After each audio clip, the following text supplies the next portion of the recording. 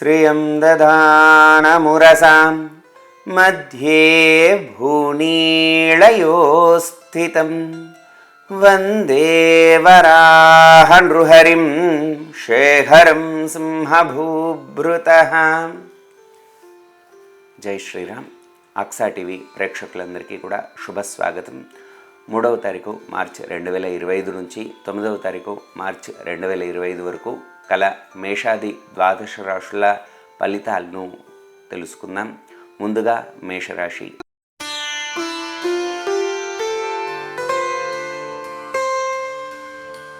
తదుపరి సింహరాశి. సింహరాశి వారికి ఈ వారం కూడా అననుకూలమైనటువంటి ఫలితాలు కనబడుతున్నాయి. గ్రహాలు కూడా అనుకూలించట్లేదు. తలనొప్పి, తల తిరగడం, ఇలా అనేకమైనటువంటి అనారోగ్య సమస్యలు కనబడుతూ ఉన్నాయి. మీరు ఇష్టదేవత ఆలయ దర్శనం చేసుకోవడం, అదేవిధంగా నవగ్రహాలకు సంబంధించినటువంటి ప్రదక్షిణ చేయడం, నవగ్రహ స్తోత్ర పారాయణ చేసుకోవడం ద్వారా మంచి ఫలితాలు కలుగుతూ ఉంటాయి. మీ ఏ విధమైనటువంటి ఆత్మన్యూన్యత కానీ, ఆత్మవిశ్వాసం కోల్పోవడం కానీ, ఇలాంటి ఏ సమస్య ఉన్నా కూడా నిరంతర భగవత్ స్మరణ ద్వారా మీకు చక్కటి ఫలితాలు కనబడుతూ ఉంటాయి. మిగిలిన అనేకమైనటువంటి సమస్యల నుండి దారి కనబడకుండా ఉన్నటువంటి స్థితి నుండి దారి కనబడే స్థితి వైపు మీరు వెళ్ళే అవకాశం ఉంటుంది. భగవన్నామ స్మరణ చేయండి, మీ ఇష్టదేవత స్మరణ చేయండి, మీకు చక్కటి ఫలితాలు ఉంటాయి.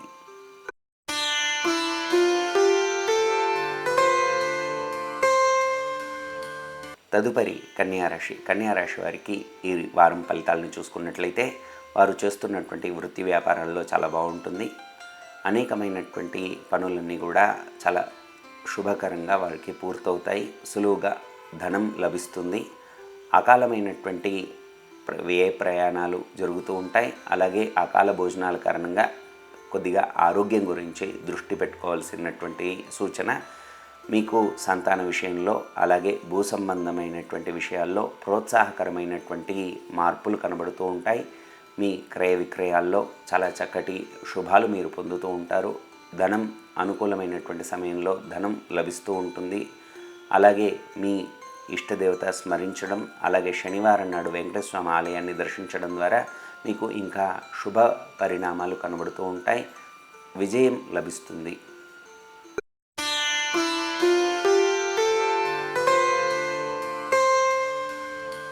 తదుపరి తులారాశి. తులారాశి వారికి ఈ వారం చేయు వృత్తి వ్యాపారాల్లో అనుకూలంగా ఉంటుంది. ఆ వ్యాపారాల్లో కానీ ఉద్యోగాల్లో కూడా అనుకూలంగా ఉన్నప్పటికీ కూడా ఉద్రేకానికి గురి కావడం ద్వారా సొంత వారితో కానీ, పనిచేసేటువంటి ఆ ప్రదేశంలో కానీ అనవసరమైనటువంటి నిందలు పొందుతారు. కాబట్టి ఉద్రేకానికి గురి కాకుండా ప్రశాంతంగా ఆలోచించి మీరు నిర్ణయాలను తీసుకోండి, పనులు చేయండి. తద్వారా మంచి పేరు లభించే అవకాశం ఉంటుంది. గ్రహబలం ఉన్నది. మీ యొక్క పనుల్లో కానీ, మీరు అనుకున్నటువంటి తీసుకునేటువంటి నిర్ణయాల్లో కూడా మీకు దైవబలం మీకు సహకరిస్తూ ఉంటుంది. ఏ విధమైనటువంటి భయం లేకుండా ముందడుగు వేస్తూ ఉండండి. కానీ ఉద్రేకానికి గురి కావడం, కోపానికి రావడం ఇలాంటివి కాకుండా ప్రశాంతంగా ఉండేలాగా మీ ఇష్టదేవత స్మరణ చేసుకుంటూ ఉండండి. లక్ష్మీ సహస్రనామ స్తోత్రాన్ని పారాయణ చేయడం, లక్ష్మీదేవికి అర్చన చేసుకోవడం ద్వారా మీ ధన నష్టం నుండి నివారింపబడతారు. శుభాలు మీకు కలుగుతాయి.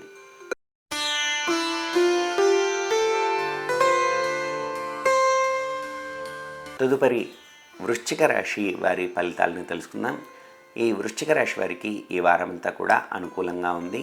ముఖ్యంగా ఇంట బయట పనులన్నీ కూడా సక్రమంగా జరుగుతాయి. ఉద్యోగస్తులకి ఉద్యోగంలో మార్పులు కనబడుతూ ఉన్నాయి. గృహంలో మార్పులు కనబడుతూ ఉన్నాయి. ఎవరైతే మార్పు తీసుకోలేకపోతున్నారో, స్థానభ్రంశాన్ని వద్దనుకుంటారో వారు దేవతా అర్చనలు చేసుకోవడం, ఇష్టదేవత అర్చన చేసుకోవడం ద్వారా ముఖ్యంగా శనిగ్రహానికి సంబంధించినటువంటి, అలాగే రాహుకేతువులకు సంబంధించినటువంటి దోష పరిహారాలు చేసుకోవడం ద్వారా మీ యొక్క అనుకున్న విధంగా మీకు మార్పులు కలగడం. ముఖ్యంగా నవగ్రహాల్లో శనిగ్రహానికి, అలాగే రాహు కేతు గ్రహాలకు సంబంధించినటువంటి స్తోత్ర పారాయణ చేసుకోవడం, ఆ దోష పరిహారాలు చేసుకోవడం ద్వారా మీకు ఏదైతే అననుకూల ఫలితాలు ఉన్నాయో ఆ ఫలితాల నుంచి మీరు బయటపడతారు.